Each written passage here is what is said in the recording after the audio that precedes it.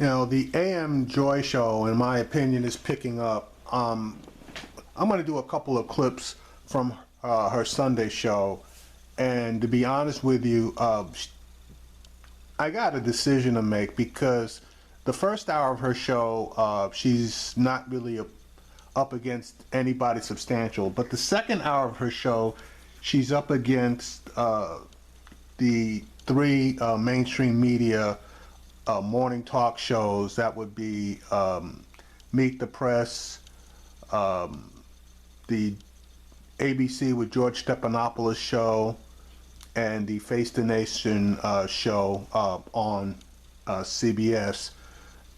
And I didn't even mention the Fox News show with Chris Wallace. So that second hour is a tough hour.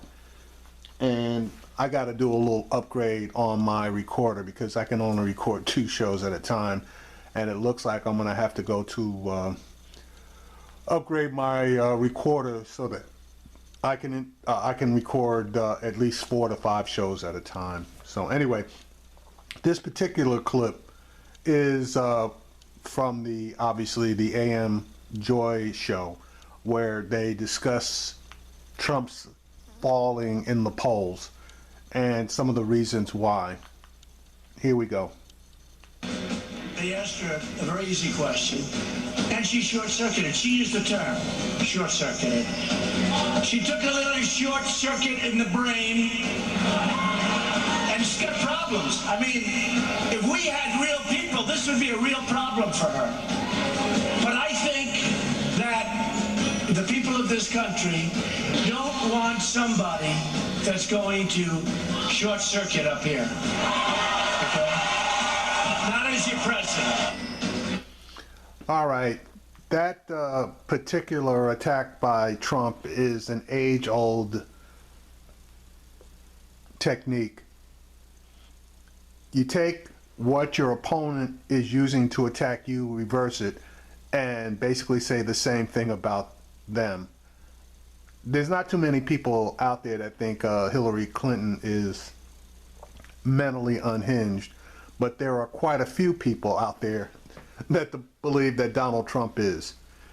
Anyway, here's the discussion on that point, and also the polls, with Joy Reid, Perry Bacon, and 2 other guests on her show.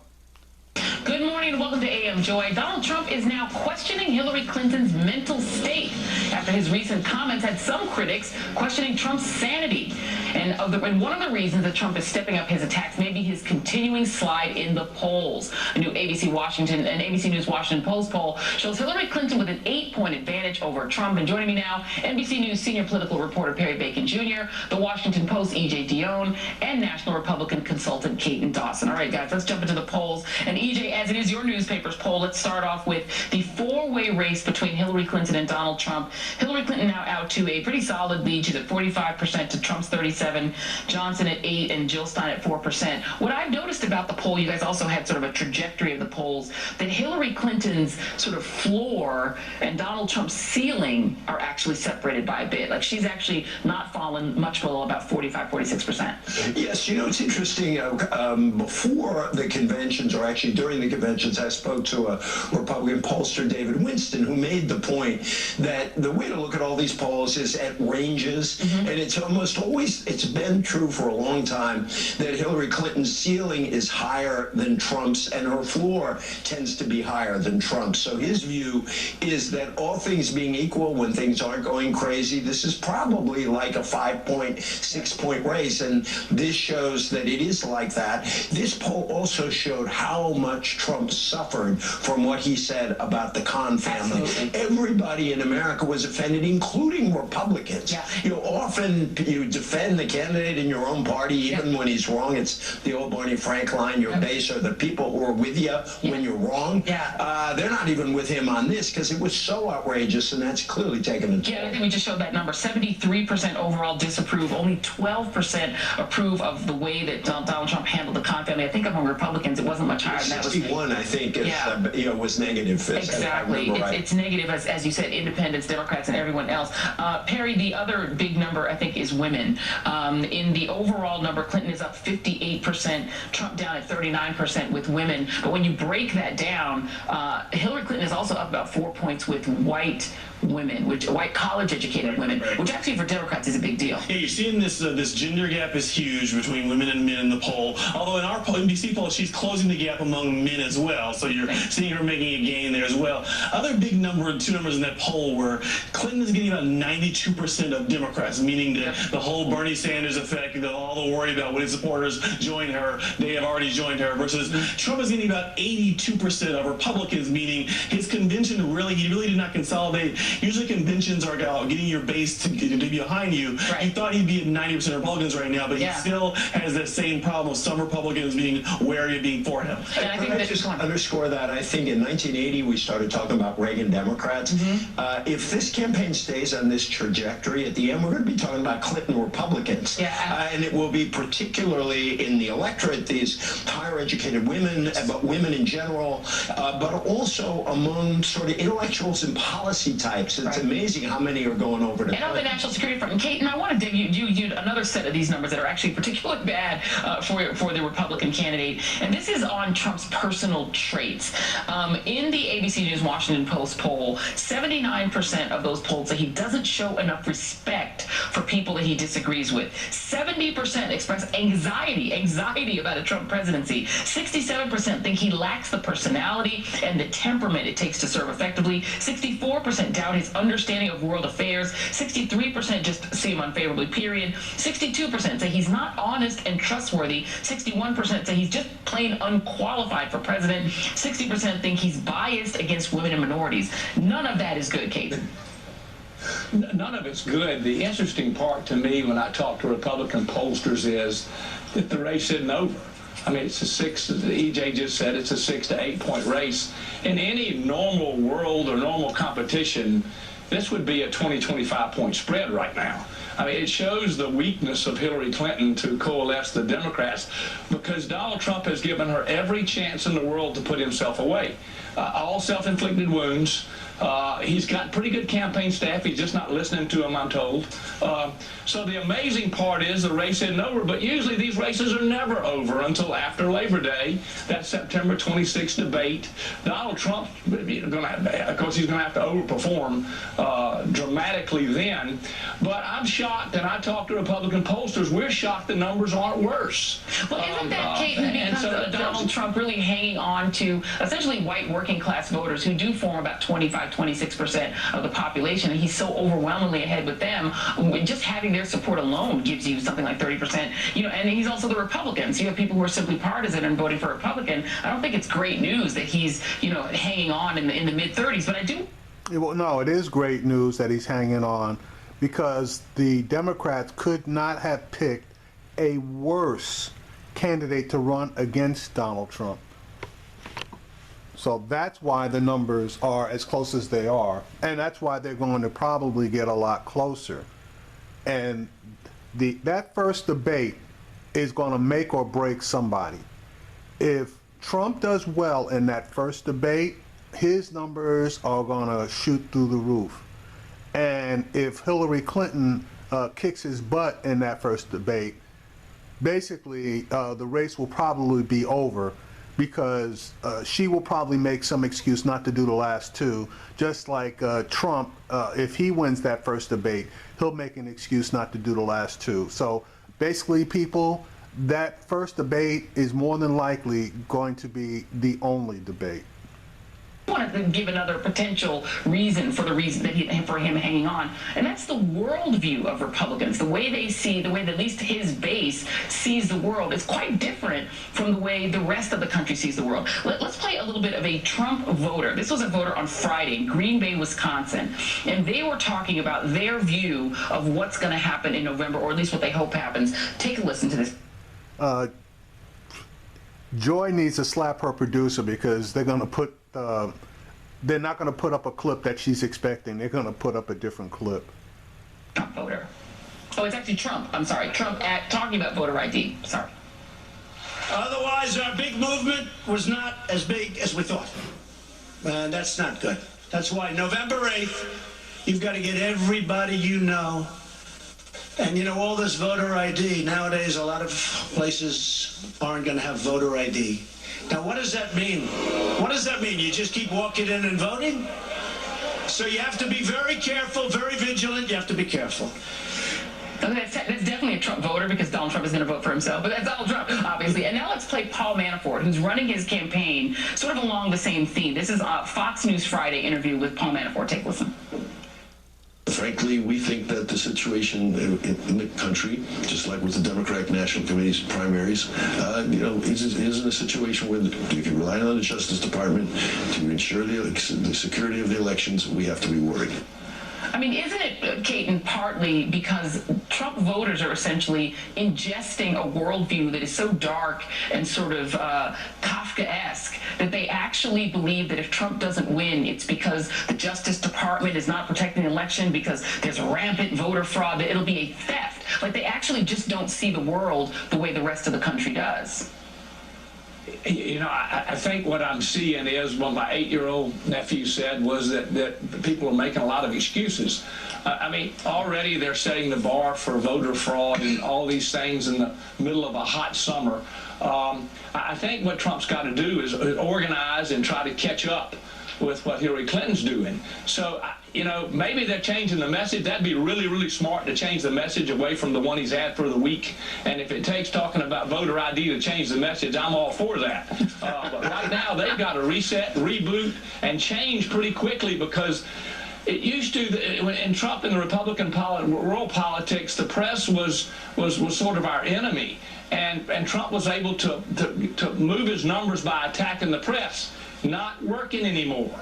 Not when you've got every station and tandem along with 72% of the public talking about the last couple of gaffes. So if you want to reset it, let's talk about something else different. If it's voter ID, I'm all for it.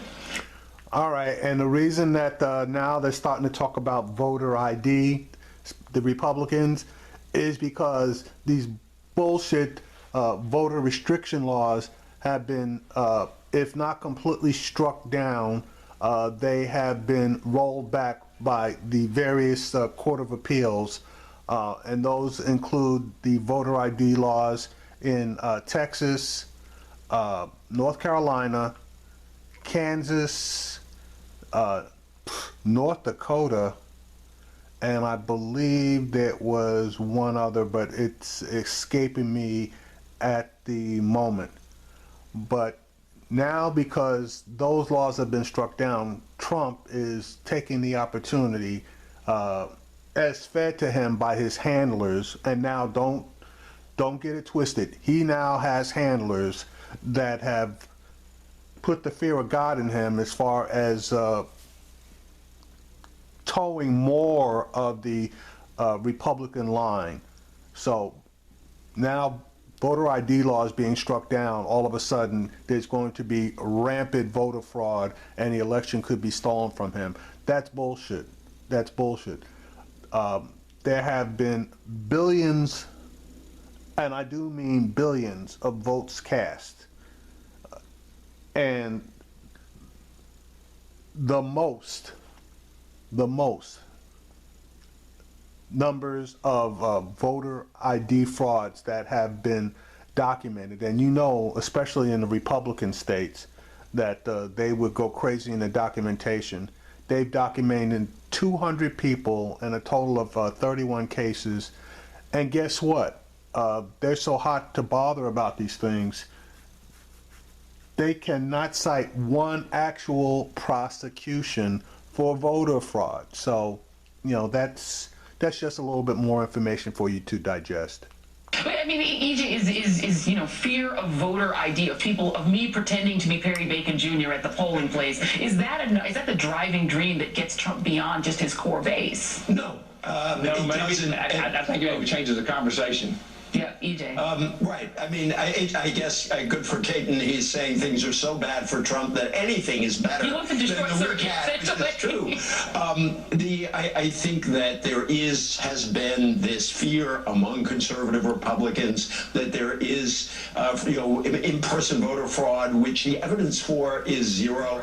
You know what Manafort sounded like? I listened to him, and it's not. He was a consultant for Putin's, candidates into Ukraine. That's what you say in places like Ukraine before an election. But I think it also reflects the fact that Trump himself, he's always bragged about the polls in the past. Now he can't brag about the polls. And maybe even he is absorbing the fact that he might lose this election, and he can't stand the idea that he would lose fair and square. So he's got to invent this whole idea that somehow it was stolen Losing from him. to a woman, no less. And Perry, a campaign maybe could survive a temperamental candidate who doesn't listen to his advisors, and maybe it could survive a campaign that doesn't have the resources to have a ground game in any state, including all the swing states.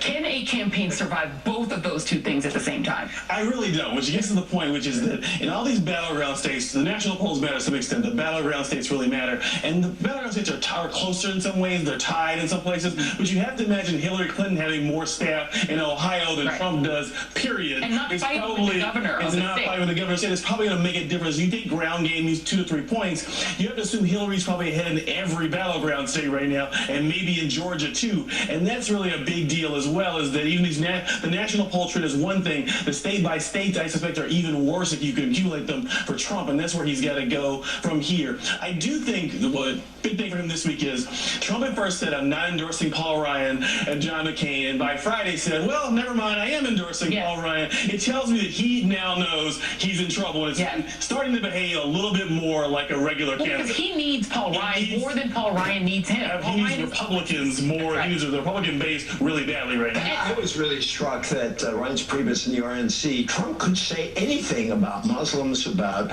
women, about Mexican Americans, but when he didn't endorse Paul Ryan, that was too far. That's what they really cared about. Yeah, that's what we finally found out where the limit is for Reince Priebus. And final question, I'll give it to you, Caton.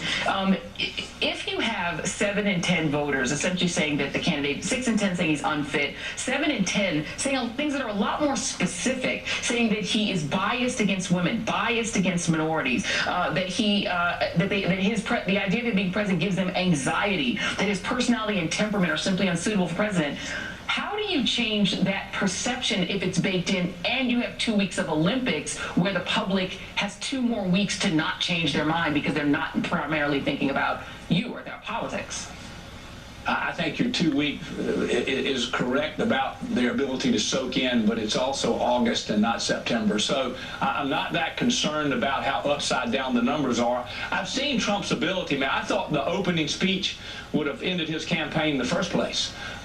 So to think we've got anything conventional going on with the voters or with Donald Trump is probably a mistake. With that being said, I mean, the asset that I've seen in the last couple of weeks is every time President Obama goes after Donald Trump, it helps Donald Trump.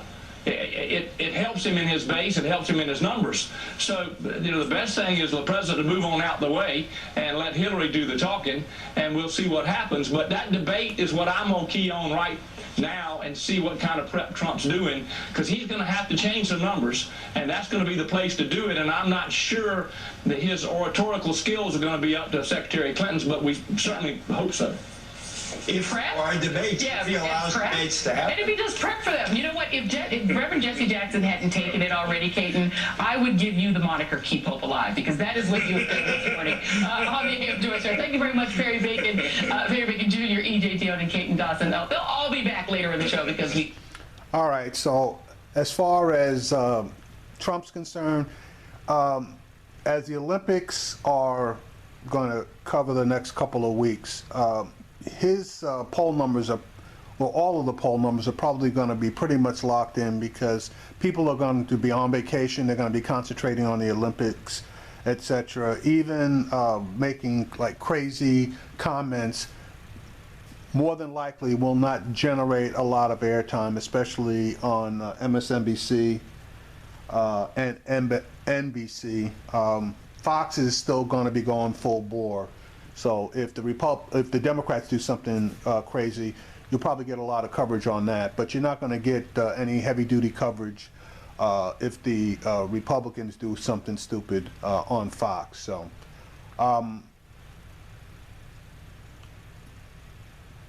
in my opinion, keep your eye on the state of Georgia.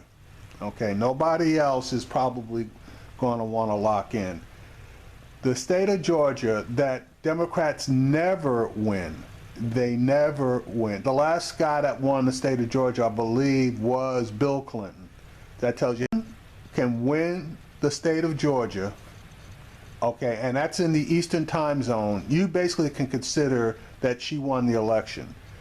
Now, if she can keep her loss in the state of Georgia, and I think she's probably going to lose the state of Georgia, but if she can keep the loss to approximately 2 points in the state of Georgia, again, for me, that's an indicator that she's going to win the election.